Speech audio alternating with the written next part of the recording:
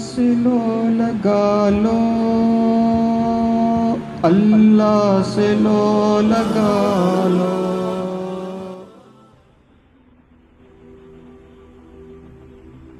ساری دنیا کے ڈاکٹر مل جائیں، جی بچے کی آنکھیں بنا دیجئے، کہیں گے اگر ماں کے پیٹ سے یہ بغیر آنکھوں کے آیا دنیا میں نہیں بنا سکتے۔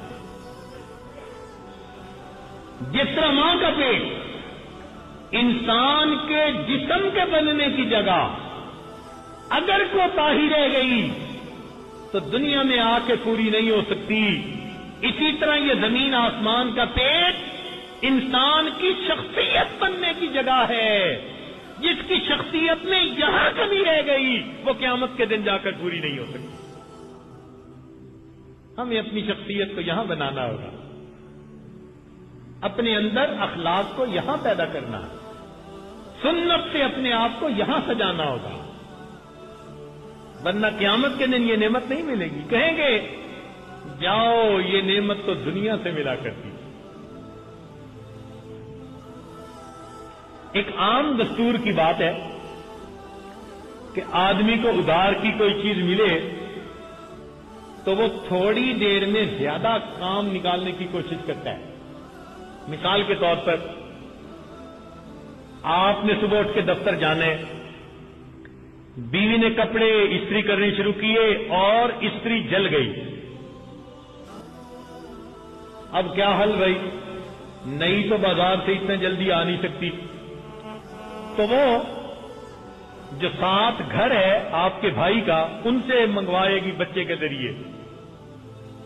اگر وہ استری دے دیں گے نا تو آپ کے کپڑے استری نہیں کرے گی، اپنے بھی کر لے گی، بچوں کے بھی کر لے گی، ایک دن کے نہیں 2-4 دنوں کے کر لے گی۔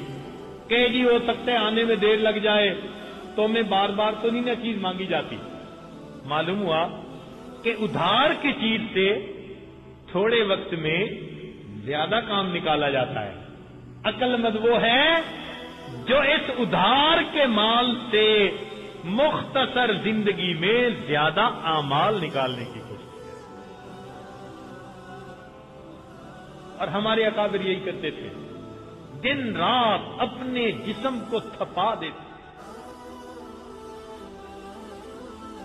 نیکی کر کر کے تھکتے تھے، نیکی کر کر کے تھکتے تھے اور تھک تھک کر پھر نیکی کرتے تھے۔ ایک بزرگ سے 70 سال عمر کی، روزانہ 70 طواف کرتے تھے، اب ہر طواف کے 7 چکر اور پھر ہر طواف کی 2 رکعت واجب الطواف، تو 70 طواف کی کتنی رکعتیں بنی؟ 140۔ ہم کبھی اگر کچھ نفلیں پڑھیں ہمارا کیا حال ہوتا ہے؟ میں اپنے دوستوں سے عرض کرتا ہوں کہ رمضان کی کسی رات میں ہمت کر لینا کہ جی آج 10-20 رکعت پڑھنے ہیں، تو 20 رکعت پڑھنے کے بعد ہمارا حال یہ ہوتا ہے کہ رکوع سے اٹھتے ہوئے سمع اللہ کی جگہ اوئی اللہ نکل رہی ہوتی ہے۔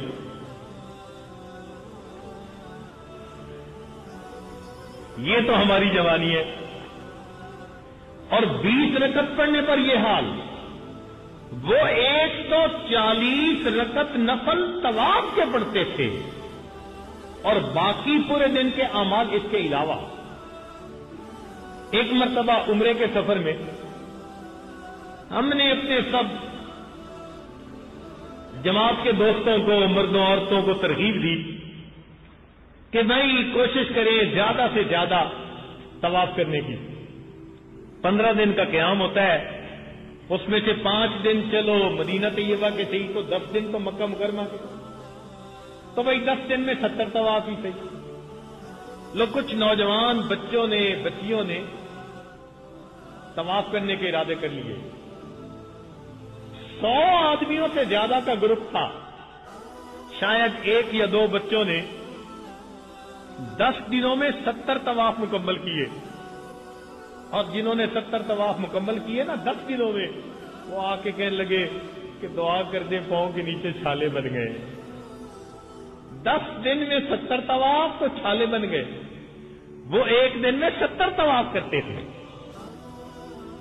अल्लाह अकबर कबीरा। तो देखा हमारे बुजुर्गों ने थोड़े वक्त में ज्यादा काम निकाला ना जी। यही बात अगर हमें समझ में आ जाए, हम जिंदगी के किसी वक्त को खाली न रहेंगे। जिंदगी के किसी वक्त को खाली न गुजरने दें। वक्त की कदर हमें आ जाए। तो देखिए, अमानत का मफहूम शरीयत की नजर में बहुत ज्यादा। अब कोई ये कहेगा जी ये चीजें कहां से अमानत है, तो दलील कुरान अजीम शान में से। एक आदमी अगर गैर महरम की तरफ देखता है तो उसने अल्लाह के हुक्म को तोड़ा ना। अल्लाह ताला उसके बारे में क्या फरमाते हैं, यालमो खाइनतल आयुन, जानता है आंख की खयानत को। तो गुनाह को अल्लाह ने खयानत के लफ्ज से ताबीर किया। यालमो खाइनतल आयुन वमा तुख्फी सुदूर, वो जानता है तुम्हारी आंख की खयानत को।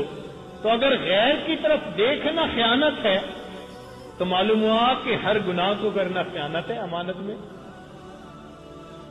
और अगर यूं देखें तो हम तो खयानत ही के मुर्तकिब होते रहते हैं रोजाना। कोई जिंदगी का दिन ऐसा होगा कि हमने गुनाह न किया हो। हम जिंदगी का कोई दिन ऐसा गिन सकते हैं अपना कि सुबह से लेकर शाम तक हमने जिस्म के उद्व से कोई भी गुनाह न किया हो? बहुत कम लोग होंगे, इल्ला माशा अल्लाह। वगरना कहीं ना कहीं जबान से खता हो गई, आंख ने गलत देख लिया, कान से सुन लिया, कोई ना कोई ऐसा मामला।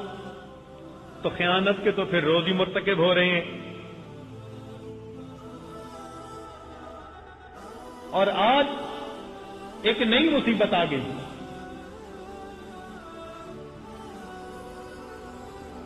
आज एक नई मुसीबत आ गई।